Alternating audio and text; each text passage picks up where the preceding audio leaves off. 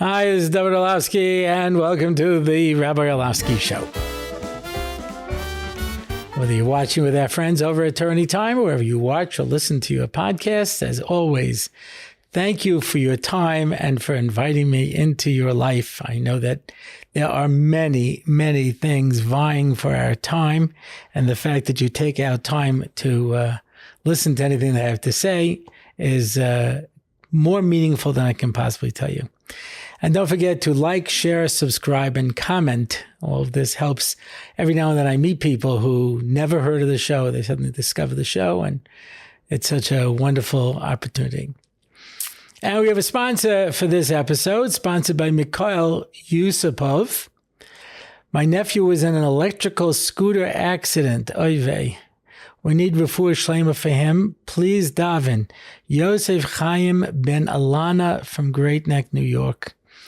He should have a refuah shlema b'karov, and in the schus of you being marbitz the Torah and good feelings. It's not just Torah; it's also good feelings. There's other people out there teaching Torah, but what goes on over here, I think, is something that will attract people that would not normally do it. So anybody who's listening, if you could take a moment to say a kapitel tehillim, and wish a refuah shlema, your tefillas will be heard by HaKadosh Baruch Hu. Okay, so I'm going to do something a little different.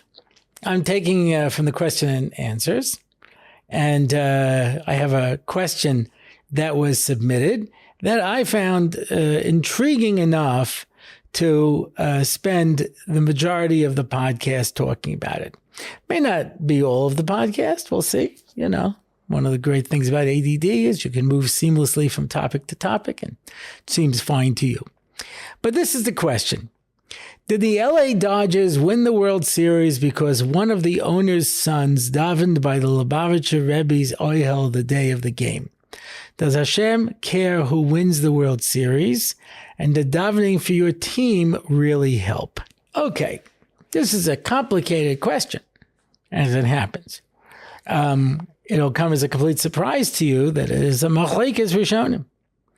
That when we talk about a Kadosh Baruch Hu running the world, how does a Kadosh Baruch Hu run the world? So let's introduce two terms here right at the beginning.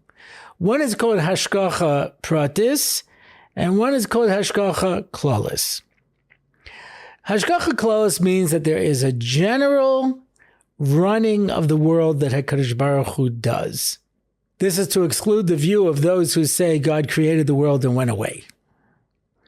I'll never forget once I was at Beis Medrash, and this guy says, I don't know what to do. I have a non-from neighbor. He's asking me questions. What am I supposed to do? I don't want to deal with these things. I said, well, what kind of questions is he asking you? Like, maybe God created the world and went away. I said, well, what's the answer? Because I don't know. I don't know. I don't want to think about these things. Who knows? So I said, okay, the Rishonim talk about it. They discuss it. You can find Chazal to talk about it. I mean, this is reasonable questions that is good for ourselves. So I said, the first question I would ask him is, where does an omnipresent being go? Kadosh Baruch Hu is everywhere. As one of the Achronim said, Hashem is here, Hashem is there, Hashem is truly everywhere, up, up, down, down, right, left, and all around, right? So what do you mean Hashem went away? So you think he just doesn't care about the world? So that's what we say in Birchas Kriya Shema, HaMechadesh v'tuva v'kol yom tamid ma'aseh bereishis. He has to renew creation all the time. Why? Because when you create something, it's done.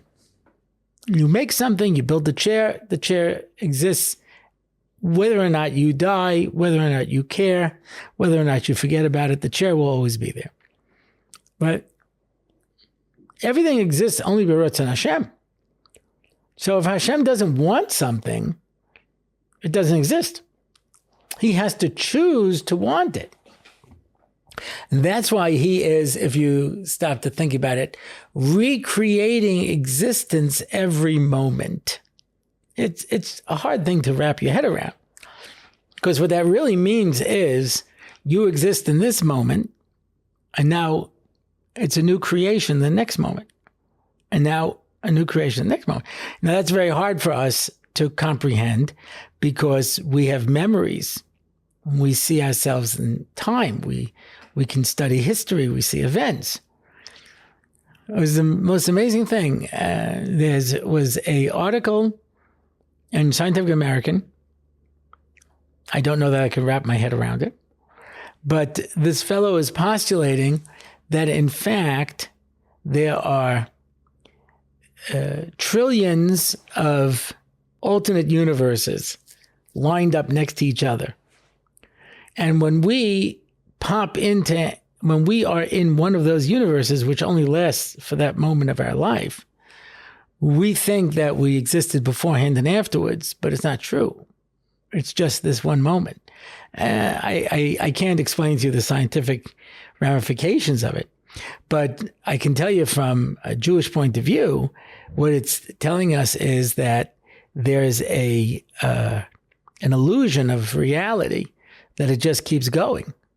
And that if a Kadosh Baruch Hu just forgets about it or goes away, this is a big problem where people think, Kadosh Baruch Hu forgot about me. There's no such thing. If a Kadosh Baruch Hu was not thinking of the universe, it wouldn't exist. So the question is, how far does he go? So there's something called Hashgacha Klolis, and there's something called Hashgacha Pratis, which means there are general forces in history and general forces that take place in the world. And then there are specific ones. And I know you can't quote him anymore, but there was a comedian, Bill Cosby, and he used to do a routine on Noah and the Ark. And he's bringing these two hippos in. And God comes to him and says, you can't bring those two hippos. They're both male. He says, yeah, well, you change one of them. He says, I don't work that way, Noah. What does that mean? That means that Kadosh Baruch Hu set up the world with certain rules and regulations. That's what we call teva, nature. And nature determines, so to speak, it's built in. There's a certain default program that runs the universe. We think that that's the natural way, but it's just a Kadosh Baruch Hu choosing. I once heard Mati Berger give what I thought was a very fine definition. He says the difference between Teva and Nes is HaKadosh Baruch Hu running the world in a systematic way and HaKadosh Baruch Hu running the world in a non-systematic way. That's a Nes. He decided to change the Teva. But of course, that's why Rabbi Chanina ben Doisa, when he says there's no oil to burn for the lights, he says use vinegar. He says vinegar doesn't burn. He says the same God that said that oil can burn will say vinegar can burn. Kadosh Baruch Hu can choose to run the world in any way that he chooses. But for the most part, he runs it in a method that is systematic. Teva. What we call Hashgacha Klolis. And the Sefer HaChinuch, this is on the mitzvah of tzara'as, where he talks about somebody getting tzara'as, and he says every aspect of this is obviously hashgacha pratis. Why did this person get it? Why does it last for a week? Why does he get locked up for a second week? Why does he get kicked out of the machane? When does it clear up? All of these things are hashgacha pratis. It's all direct. That's not built into the teva. Tzara'as is not natural. It's a spiritual affliction, translated as leprosy, but it's not the disease we know as leprosy. It has nothing to do with it. And it's caused by speaking Lashon Hara. It's certain other things could cause it to come about. But how it runs its course is completely hashgacha pratis. Yeah. It's not hashgacha klolis. This is to you. There's another example of this by someone who kills somebody b'shogeg. Someone who kills somebody b'shogeg, so it means it wasn't an accident. It was negligence. It's a big difference. It means that you weren't being careful, right? If it was mamish an accident, somebody pushed you into somebody and you knocked him over and he banged his head and died, then that's not called a shogeg. Shogeg means you were driving too fast and you hit somebody. Shogeg means, as the Chazal say, you're walking quickly down a ladder and then you fall, or you didn't check your axe head and the head of the axe flies off and kills somebody. It was negligence. So the din is you have to go to an Ir Miklat and you have to stay there until the Kohen Gadol dies. Now, that's not fair, because if I negligently killed somebody when the Kohen Gadol was 79 and somebody else did it when the Kohen Gadol was 30, so it's going to change dramatically what our sentence is going to be. And the answer is there's all different types of shogeg. There's a shogeg shekarev lemezid, and there's a shogeg shekarev laones. There's always a level of intention. And the Kodesh Baruch Hu works it out that when this happens, you'll go in based on where the Kohen Gadol is to make sure you get the right amount of time. That's hashgacha pratis. That's specifically for you. And then there's hashgacha klalos, and he brings an example. He said, the Sefer Chinuch, he says, Kodesh Baruch Hu programmed the trees that the leaves will fall in the autumn. But he was not geyser on this leaf that it was going to fall now and this leaf that it was going to fall later. It's just a general idea. The trees are there to do Ratzon Hashem, and they will, grow, and they'll grow leaves, and those leaves will fall. And that's the normal functioning of the world. It's within what we call the normal functioning of the world. So there's a hashgacha klolis, a general thing. The trees are going to grow, things are going to go, et cetera, et cetera. And then there's a hashgacha pratis, where Kodesh Baruch Hu intervenes directly. Now, there is an argument where, so the Sefer Chinuch, for example, says, hashgacha pratis does not apply to animals, doesn't apply to trees, it doesn't apply to to nature as we think of it as a whole. Kodesh Baruch Hu programmed these things, and they follow a particular pattern. Masha'en came. Human beings can be subject to hashgacha pratis, where what they're doing and how they're doing it, opportunities are going to be presented to them, and special consideration will be given. And whether that applies only to Jews or to non-Jews is also machlekes. It could be that non-Jews are run by hashgacha klalis. And it could be that non-Jews also have hashgacha pratis. So that if a non-Jew is in a position to have a Kodesh Baruch Hu watch out for him. Lot. Kodesh Baruch Hu saved Lot because eventually Rus would come from him, and eventually Dovid HaMelech, and eventually Mashiach.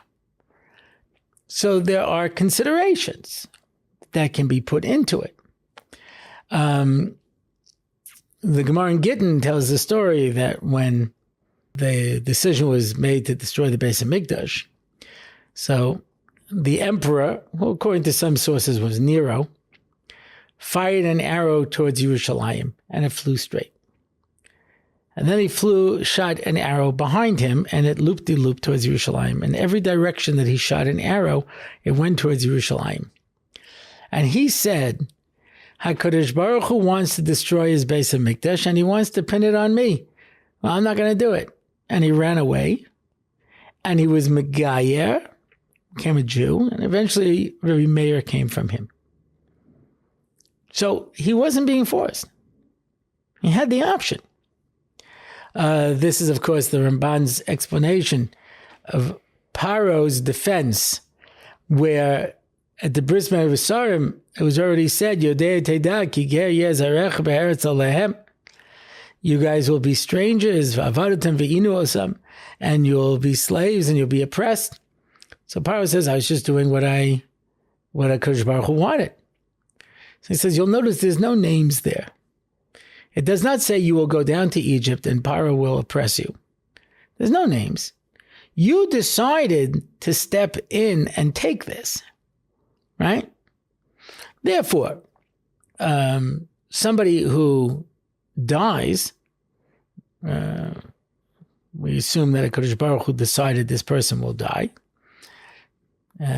So somebody shoots him, and the defense is, well, he couldn't have died if HaKadosh Baruch Hu didn't want it to. Says, nobody appointed you executioner. HaKadosh Baruch Hu never came to you and said, I want you to kill this guy.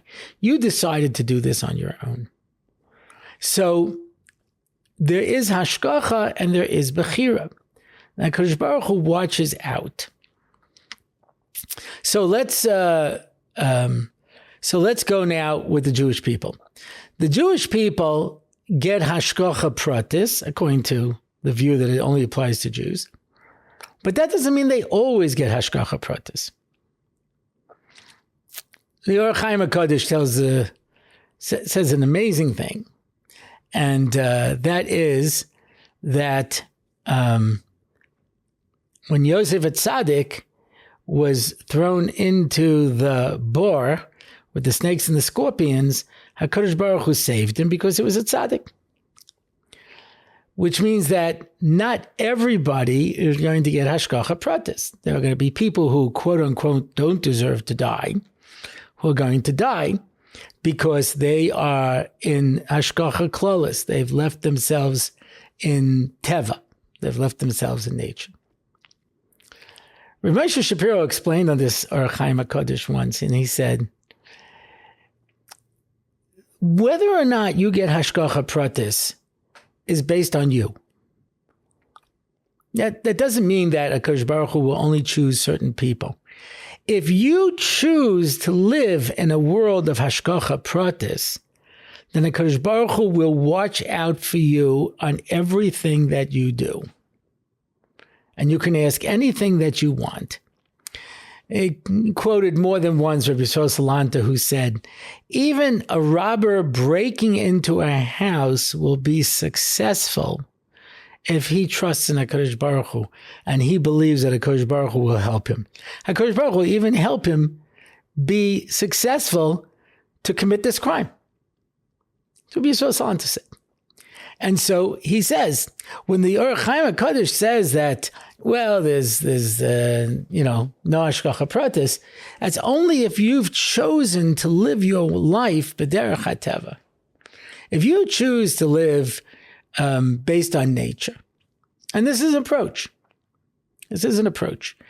Lavan had Truffim, and Rashi points out, Truffim are not avodah zarah. He made them into an avodah zarah.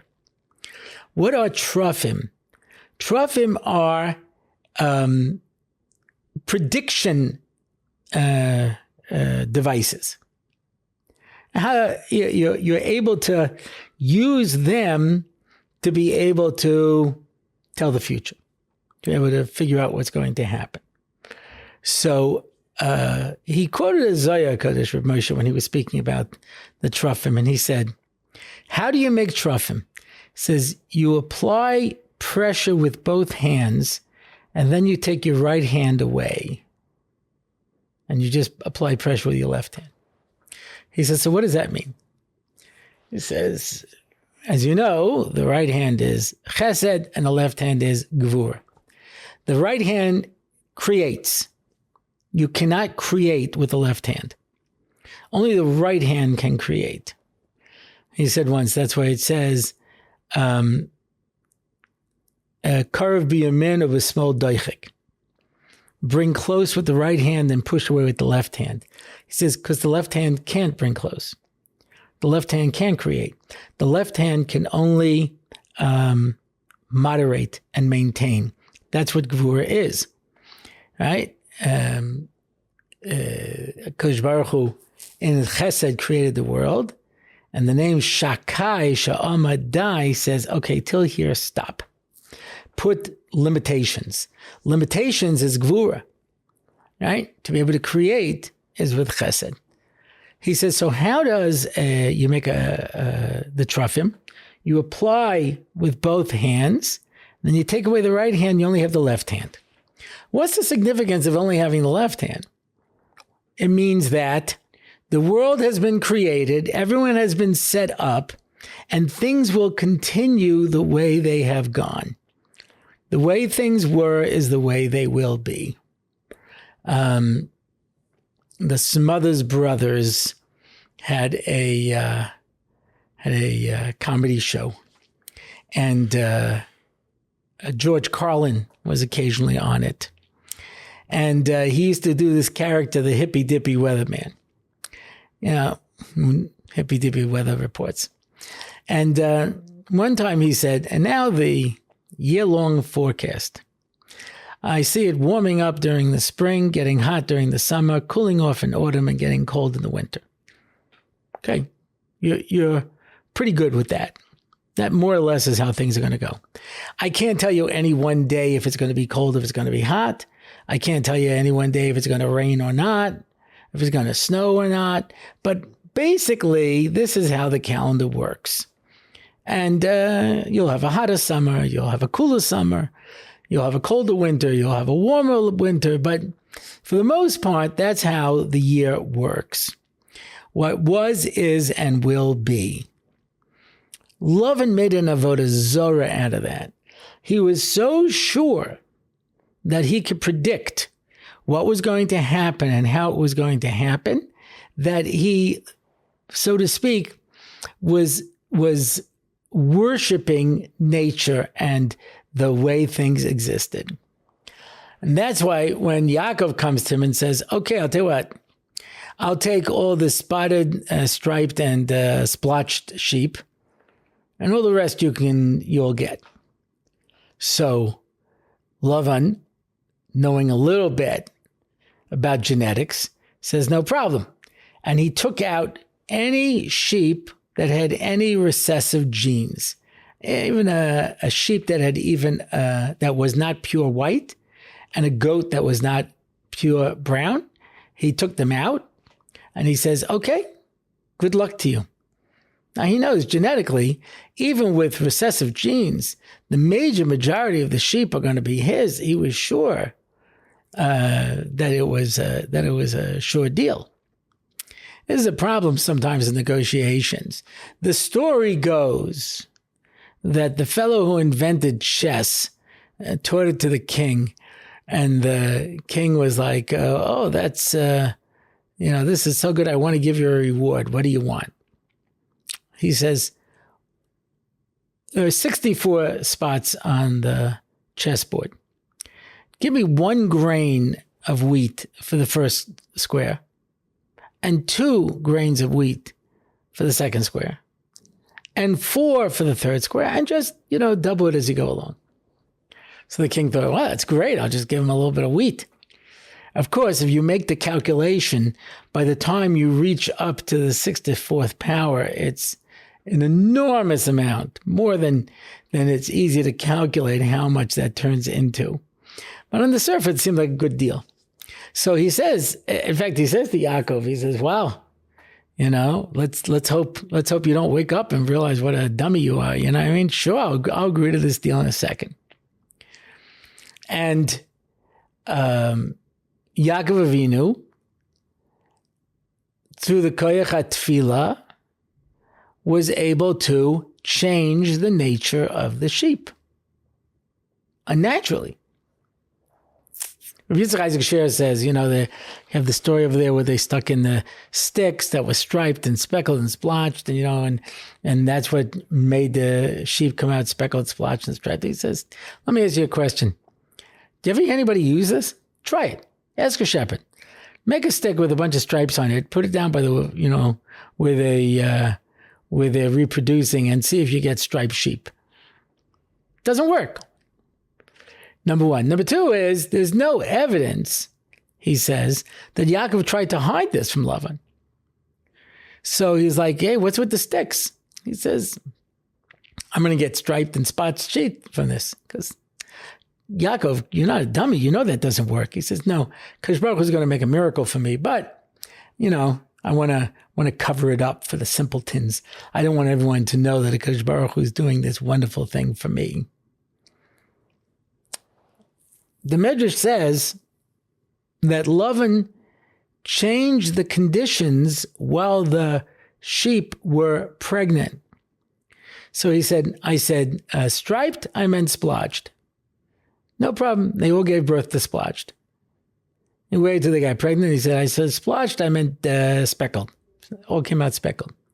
Whatever conditions he made, and he changed the conditions 100 times because he was sure, I know enough about genetics that there's no way this can possibly work.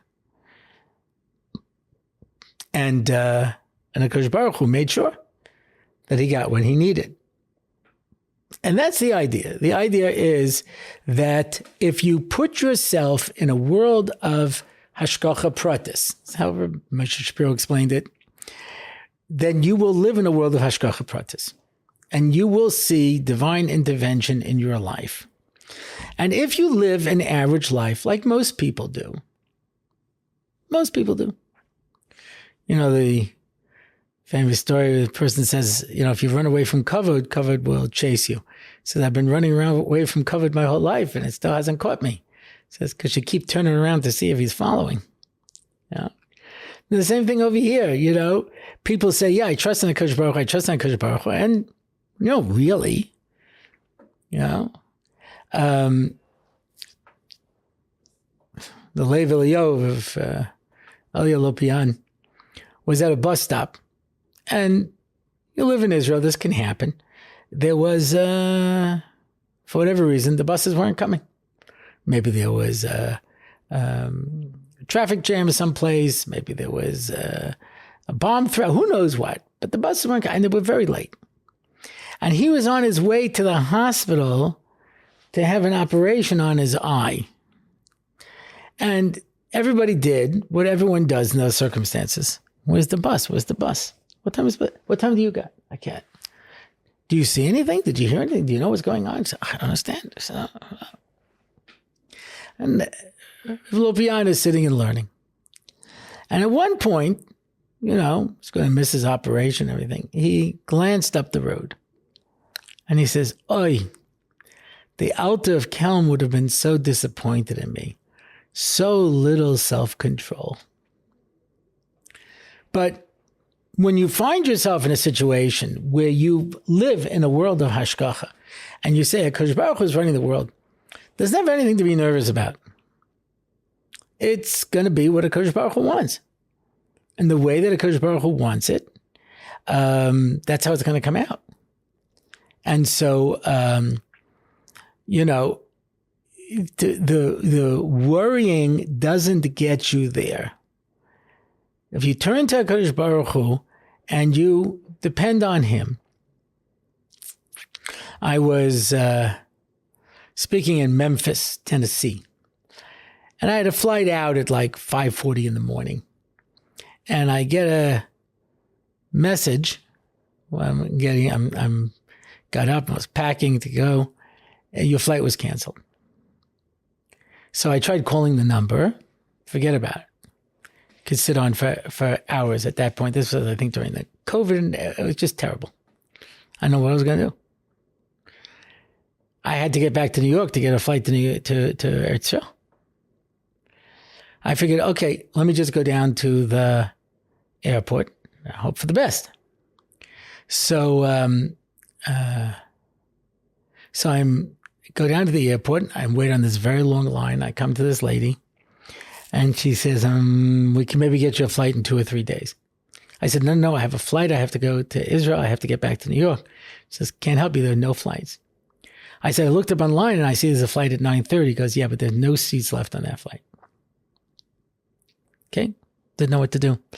I call the helpline. I'm waiting. And then they say, if you want, you could do a chat. So I chat in, and they say, I'm sorry, there's no flights, nothing we could do for you. I'm sorry. So my ticket had been arranged for me because I was originally flying to St. Louis through Rabbi Mike Ravinsky. If you remember, he was on our show discussing his Mila that he does for the nations of the world, in addition to Jews. And he had arranged it through Murray's Travel. Anyway, at 6 o'clock in the morning, I'm not going to call Murray on a Sunday at 6 o'clock in the morning, or whatever day it was, I don't remember now. It was a weekday. So I waited till 8 o'clock in the morning and I call him. And I say, I told him the situation. He says, let me see what I can do. He says, okay, I got you a seat on the 9:30 flight. Okay. I get back on the line. I come back up to the lady. And I said, the travel agent says, I have a seat on the 9:30 flight. She says, no, there's no seats. I said, no, he says that he arranged a seat for me. No, there's nothing here. So I get off the line and I call Murray again. And he says, give her this number. Give her the confirmation number.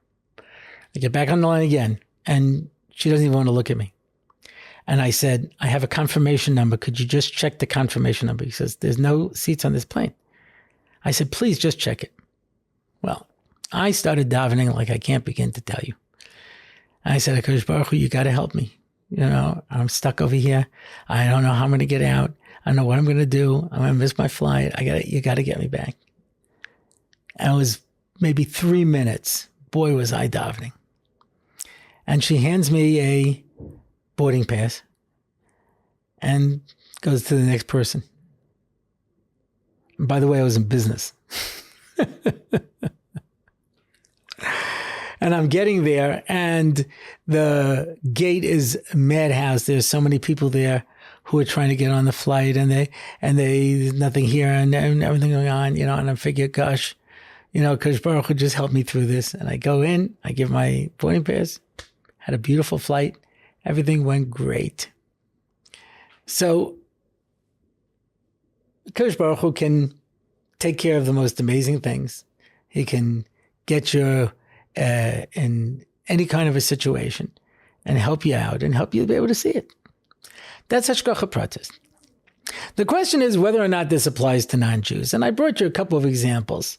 Now, you could argue that those examples really had to do with Jews. Meaning, two non-Jewish football teams are playing each other. There are no Jews involved. There are no Jewish owners. There are no Jewish players. No Jews invested any bets on this. There's no Jews involved at all. Is there hashgacha pratis in this case or not? And as we mentioned, that's a machlekes, whether or not HaKadosh Baruch Hu watches out for them or not. And could it be that just on their own merits and on their own things? Having said that, you know that there's this concept called the butterfly effect, right? A butterfly flaps its wings in South America and there's a storm in the Middle East, right? That's the idea that everything is interrelated and interconnected, and you don't know how everything goes, right? The mashal the Rambam uses is a guy goes out to work and he's successful and he works very hard and he eventually builds himself this giant mansion. And he dies and his kids get it, and eventually the line dies out. It falls into disrepair, and the whole thing falls apart. And one day, an Adam HaShalem will be walking by and will stop to rest in the shade of that building. And that's the only reason all of this happened. So that when you look at actions, we don't know what the effects are. So, for example, the Gemara in Avodah Zarah says, when Mashiach comes, the Romans are going to show up and say, we deserve reward. Look at all the roads and marketplaces and bathhouses that we built. And everything we built was just so that the Jews could come and learn Torah. And HaKadosh Baruch Hu says, yeah, but that wasn't your intention. Now, come on. The Roman Empire is going to claim that all of their roads and all of their marketplaces and all of their tremendous things that they built were for the Jews to learn Torah. Mashiach has come and you think you're going to pull a fast one on HaKadosh Baruch Hu? And the answer is no. When Mashiach comes, we'll see clearly that everything was done for that purpose. I was in school in the early 1970s. My Rebbe, Rabbi Yaakov Wales Hatzal, to whom I owe the fact that I'm a firm Jew today. So he brought a marshal. He mentioned this. And he said, there is this road called Route 9 in New Jersey. It goes from the Outer Bridge crossing straight, on a 6-lane superhighway. And then it just ends at a little rundown old resort town called Lakewood, New Jersey. It doesn't make any sense for this road. When they built it, everything around it was farmland. It didn't serve anybody's purpose. I still remember driving on Route 9. There was like no traffic whatsoever. There was nobody around it. I asked somebody about this once, and they said that the original purpose of Route 9 was to be an alternate route to Atlantic City. And they built all of that until they decided that, it didn't pay. So they built all that whole length, which in absolute terms serves no purpose other than to make Lakewood more accessible to New York. How is it? Their own superhighway. And he said, I've no question that when Mashiach comes, the New Jersey Department of Transportation are going to line up and say, look what we did. We built this gigantic road. We spent millions and millions of dollars on it. And the only purpose was so that the Lakewood boys who had to take out the Brooklyn girls would have an easier way to get there and have less Bittul Torah. That's true. But that was not their kavanah. But it'll turn out that everything that was done in history ultimately was being done for the benefit of the Jews. So even what the non-Jews are doing, there obviously has to be a certain general sense of they're there to be able to help and facilitate what the ultimate purpose of the world is. Now, whether it's going to be Joe Smith or Harry Jones who's the one who does it, that may not be hashgacha. Yeah, it might just be whoever decided to step up to the position. Yeah. I'm not even getting into the concept of Lev Malach and Biyad Hashem. Once a person gets in charge, his choices are totally ruled by HaKadosh Baruch Hu. Like I say, unless you choose to opt out. But there were people who had certain policies, made certain promises, and once they got into office, forgot everything, did away with everything, could care less. And they think those were their own decisions. And that's why in Shoshanas Yaakov, Baruch Mordechai, Brucha Esther, Ara Haman, Arura Zeresh, V'gam Charvona Zachal Latov. There's one major character in the play who is not mentioned, Achashverosh, because we don't really care about him, because he's just a puppet. And that's why he could be the alter ego for HaKadosh Baruch Hu himself, because whatever he's doing, it says he was a bigger anti-Semite than Haman. Well, it didn't make a difference. HaKadosh Baruch Hu takes care of what kings do and how things go like that. Now, there is another view. And the other view is based on a different chazal.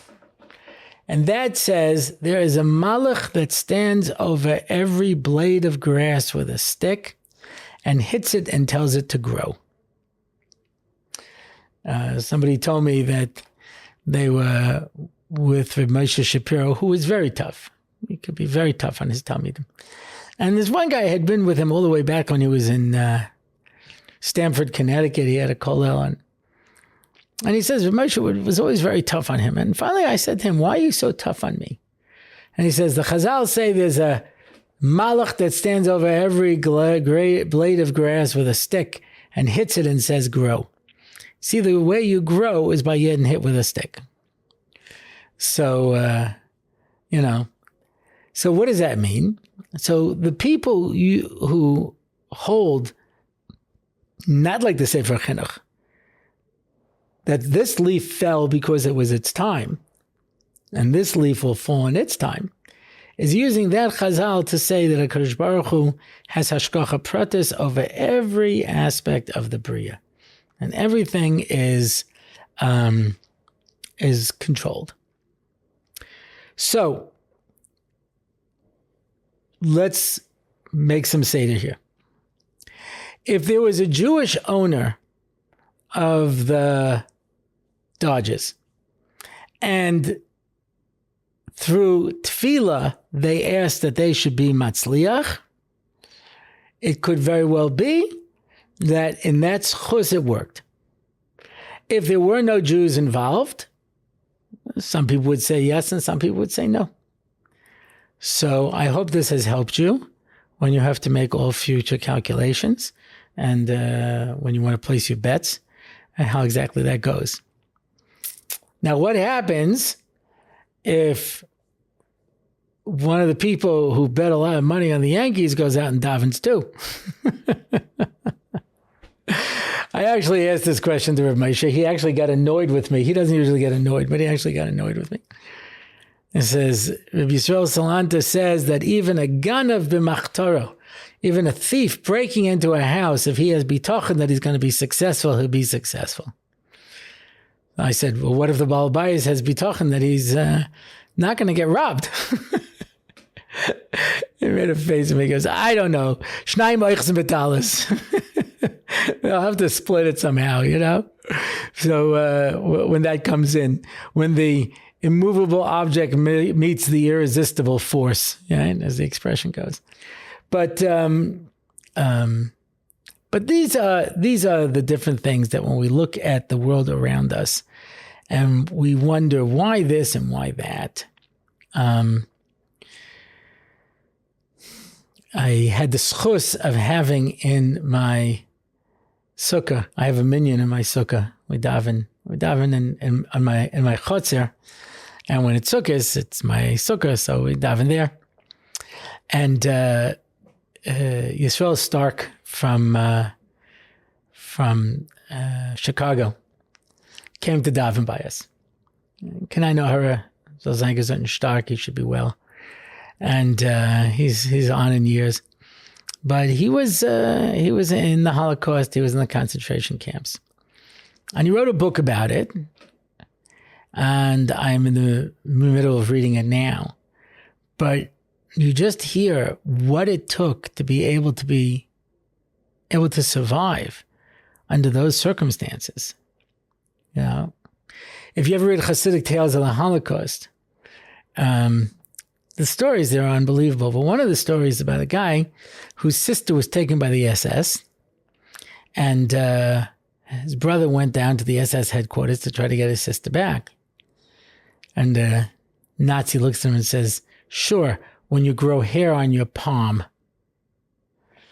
And he turns over his palm and there's hair growing out of it. And he goes, demon, take your sister and go. Apparently he had some kind of accident and there was a skin graft and whatever happened. And one of the side effects was that hair grew there. He says, make no mistake. I have no question that if I didn't have any hair there, Kadosh Baruch Hu would have made the hair grow right on his spot. Because he was going to make sure that I made it.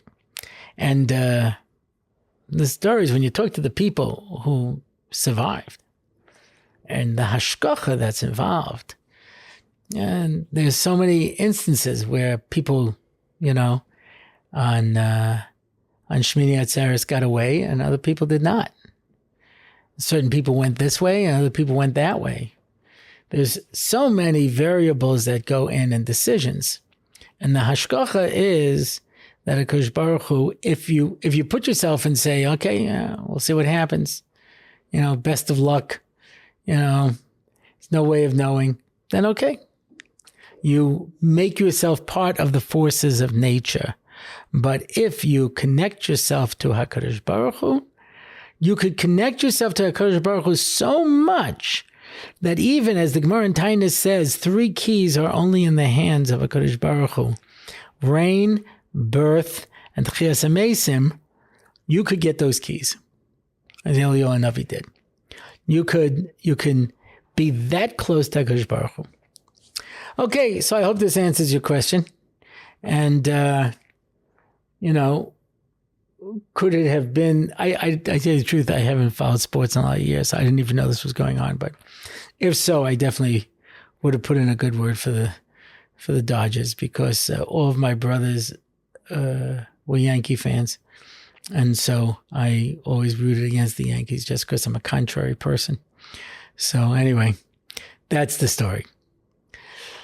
Okay, and that brings us to the question and answer portion of our program. The question and answer is sponsored as a schus for Ronit Ariella Bas Sara Fega.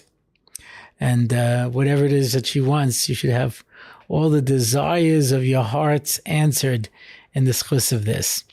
There are different types of question and answer ones. The fact that people write questions and then here, obviously they must feel that whatever I'm saying sometimes has benefit to them. They find it worthwhile. So it's a wonderful service for Klal Yisrael that we're able to have the schus to do this. Our first question by Jeff Dennis. The Gemara is replete with stories which portray Tannaim and Amoraim in a negative light. Is this not Lashon Hara? It's a good question. I'll move it back earlier. Right?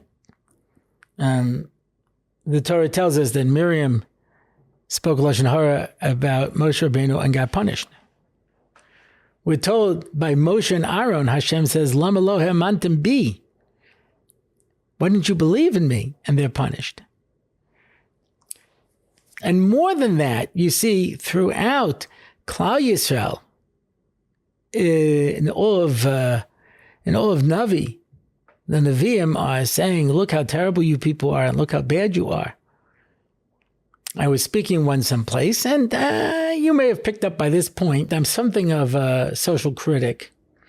And I talk about problems. And a woman said to me afterwards, it says, why isn't that Lashon Hara on Klal Yisrael? I said, yikes, how do you learn Yeshayahu? How do you learn Yirmiyahu? How do you learn all of the Nevi'im who were giving Teichacha to Bnei Yisrael? Are they supposed to say everything's good and everything's great and everything's wonderful? Or are they supposed to point out the problems? No, it's not Lashon Hara.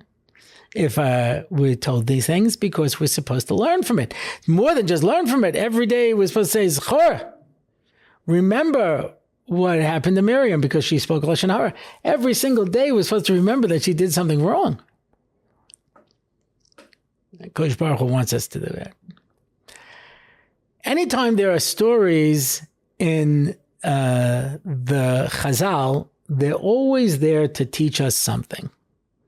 They're not just telling us stories. And if there's a story about somebody who did something or said something, it's to teach us a story. Like the dramatic story of there were these young girls and they came to this chassid that they should put him up into his attic. And so that nobody would bother the girls. In the middle of the night, he got a desire for them. This chassid, and I think it was Yamin chassid. I'm not 100% sure. And it says he slid the ladder over, a very heavy ladder, and he climbs up to the attic to do something immoral with these girls. And he was halfway up and he started screaming, fire, fire, fire. And everybody came running and said, where's the fire? And then they look at the ladder and they look at him. They look at the girls looking down from above. And they add up 2 and 2. And they say, what were you doing here? He says, it was the fire of Taiva. He says, why would you embarrass yourself this way? He says, better to be embarrassed in this world than to be embarrassed in the next world. Obviously, that's there to teach us a story. A story that, Reb Chatzkel Levenstein, the mashgiach in the Panovich, I may have told this story. Usher Rubenstein tells the story that they were going to him one Purim, and he's very depressed. There's a story in the paper, a businessman killed his partner. It almost never happened in Israel that a Jew would kill another Jew. And he says, you know why he killed his business partner and I never killed anybody? I didn't have enough motivation. But if I was pushed enough, I'm just a human being, I could do it too.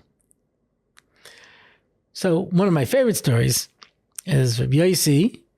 I think it's Rabbi Yossi. Again, I didn't look this up. I used to learn every day with Eliyahu Navi. And one time in Shir, he says, Eliyahu is a captain. Right? He's makpid. He's strict. He's not easygoing. He's really a tough guy. Captain. The next day, Eliyahu doesn't come to learn with him.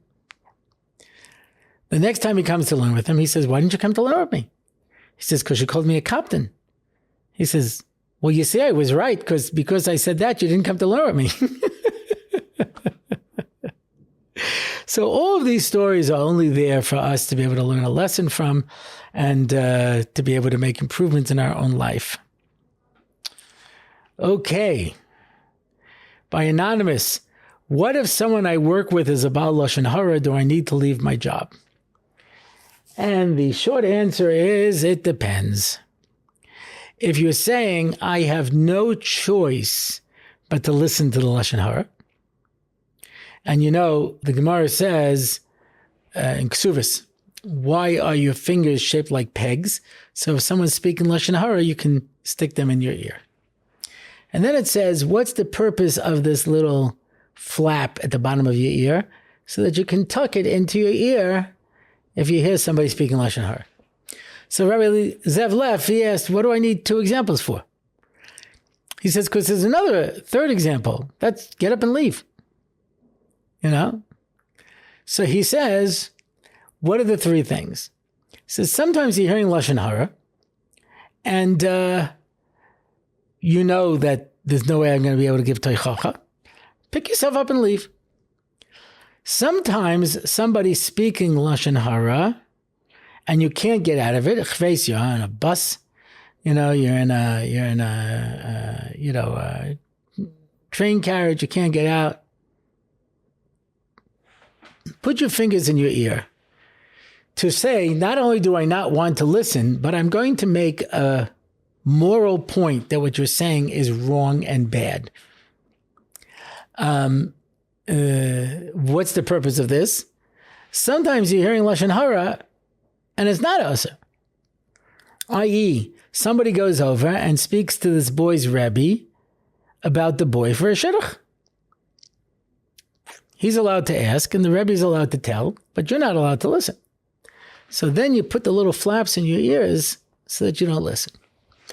So the question is, do you have to listen to the Lashon Hara, or can you get away from it?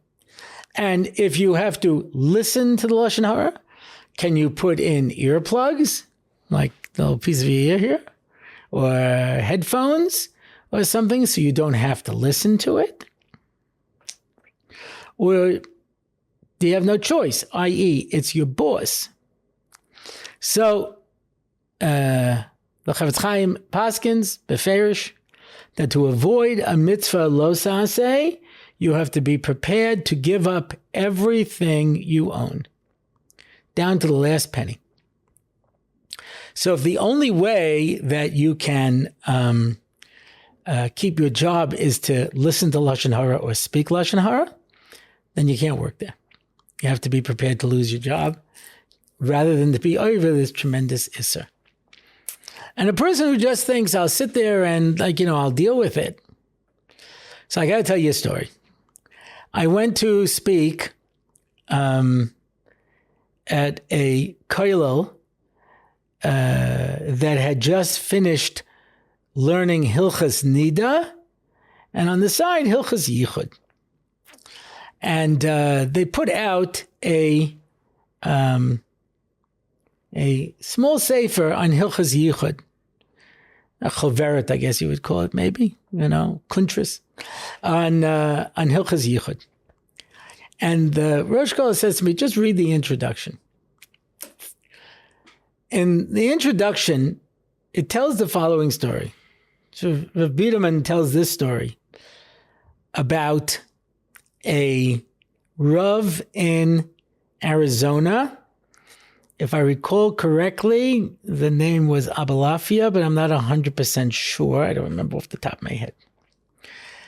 Anyway, he had to arrange something with a get, and he had to fly somewhere to take care of it. And he calls up and he gets the last seat on the plane. And it's a middle seat, Kamuvan. And he's sitting next to a very, very large black person. A very large black person. Okay. So he tries to make conversation. And he says, what's your name? And the guy says, Shah. And he goes, okay. Doesn't want to talk. So he takes out his sefer, and it was Parshas Chukas. And he starts learning. And the black fellow points to the word Chukas HaTorah. He says, what is that? He says, well, those are two Hebrew words. It's the name of the parasha, Chukas HaTorah. He says, what does it mean? He says, it means the laws of the Torah. Why those two words? And he lifts up his sleeve, and he has on his arm a tattoo that says Chukas HaTorah. And, of course, the Rav is shocked. And he says, where'd you get this tattoo? He says, when I was born, my father gave it to me. He says, because he said there's a tradition in China that if you get this tattooed, you'll always be successful. He said, that sounds a little strange. He says, you have your father's number? I want to give him a call. He says, sure. He calls up the father and he says, listen, I was sitting next to your son on the plane and I noticed his tattoo. He says, yes. He says, what's the purpose of this tattoo? So he says, well, there's a tradition in China that if you tattoo this onto your body, then you'll always be successful. And the Rav said, you think I'm some kind of an idiot. Who are you? What's the story? Let's get to the bottom of this. So the guy says, okay. So I was learning in Panovich. He says, he's from Yid. And then he got married and had a couple of kids. And he couldn't afford to support his family. So I went to a Shach, my Rebbe, and I asked him if I could go out to work. He says, well, if you can find a job where you can still, keep up learning Seder, then, if you have no choice, go. He says, I found a job, and it was a great job. It was night hours. So I was mamish able to learn during the day. And I worked at night. And I was the only one in the office. And it was great. And after a while, the cleaning schedule apparently changed. I don't know how long this was. And the cleaning staff would come in when I was working there at night. And there was this one black woman who was the cleaner in the office. And I realized, yike, there's nobody here at night. It's just me and her. It's the time of Yichud. So I went to a Shach. And I said, Rebbe, what do I do? He says, can you change around your hours? He goes, I tried. He goes, then you have to quit. He says, but Rebbe, I won't be able to support my family. This is the only job I have. I'm not going to find another job like this. And he looked at me and said, Zos chukas haTorah. Don't ask any questions. This is what Hashem said. You do what Hashem said. He said, but how am I going to support my... Nothing to talk about. So he went back to his boss, tried to see if he could work out something else, different hours, etc. Nothing could be done. And he comes back and he says, Rebbe, really, I don't know what to do. I hear that. He goes, Zos chukas haTorah. So he went down. He says, I was actually going to quit. And then I said, you know what? I could probably handle this and it'll be okay. That's the story. What ended up happening is I ended up marrying the black cleaning lady, divorced my wife, moved away to America, lost everything. And I was haunted by this. And so when I had a boy, I named him after my son, after my Rebbe. I called him Shach. Now, since he couldn't pronounce the Cha, he thought his name was Shah. And that's why when he thought that he was telling him to be quiet, he was saying his name, Shah. He says, and after he was born, I gave him a tattoo, Chukas HaTorah, to always remind myself that I lost everything because I was smarter than everybody else. So when it comes to questions, when it comes to a job, between that and our Yiddishkeit, remember, Zos Chukas HaTorah. And that's it for this episode. If you want to find out more about the show, you can go to my website, RabbiOrlofsky.com. You can ask a question. You can leave a comment. You can sponsor an episode. You can sponsor a question and answer. You can sponsor a Parsha in 5. And you can sign up for one of my online shiurim. Until next time, that's all we have for now. I used to remember Moshe Shapiro would always say the Lashon, this is what we wanted to explain.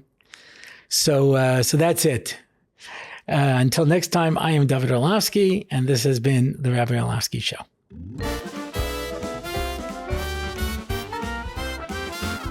It's the Rabbi Orlofsky Show. Torah and Simcha, ready to go. It's the Rabbi Orlofsky Show. Knowledge and wisdom will help you grow. Lots of fun in every episode, and we don't have to rhyme. No, we don't. It's the Rabbi Orlofsky Show on RabbiOrlofsky.com. Torah anytime, YouTube and more. It's the Rabbi Orlofsky Show. Torah and Simcha, ready to go. It's the Rabbi Orlofsky Show. Till next time, till we meet again, it's the Rabbi Orlofsky Show. It's the Rabbi Orlofsky Show. It's the Rabbi Orlofsky Show.